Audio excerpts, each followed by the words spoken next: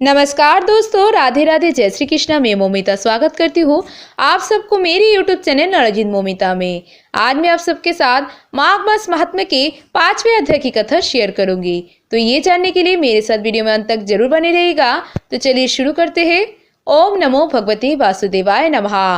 दत्तात्रेय जी कहते हैं, हे राजन, एक प्राचीन इतिहास कहता हूँ। भृगवंश में ऋषिका नाम की एक ब्राह्मणी थी जो बाल्यकाल में ही विधवा हो गई थी।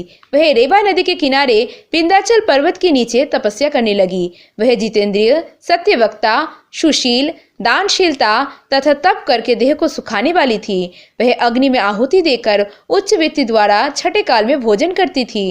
वह एक बक्कल धारण करती थी और संतोष से अपना जीवन व्यतीत करती थी। उसने रेवा और कपिल नदी के संगम में 60 वर्ष तक माघ स्नान किया और फिर वहीं पर ही मृत्यु को प्राप्त हो गई। माघ स्नान के फल से वह दिव्य 4000 वर्ष तक विष्णु लोक में वास करके सुंदर उपसुंदर दैत्यों का नाश करने के लिए ब्रह्मा द्वारा तिलोत्तमा नाम की अप्सरा के रूप में ब्रह्मलोक में उत्पन्न हुई। वह अत्यंत रूपवती, गान विद्या में अति प्रवीण तथा मुकुट कुंडल से शोभायमान थी। उसका रूप, यौवन, सुंदर्य देखकर ब्रह्मा भी चकित हो गए।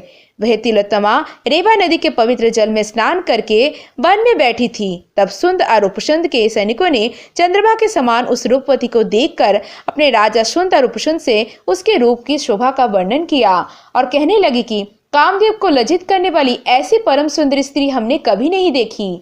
आप भी चलकर देखिए। तब वह दोनों मदिरा के पात्र रखकर वहां पर आए जहां पर वह सुंदरी बैठी हुई थी और मदिरा का पान विहल होकर काम की रस से पीड़ित हुए और दोनों ही आपस में उस स्त्री रत्न को प्राप्त करने के लिए विवादग्रस्त हुए।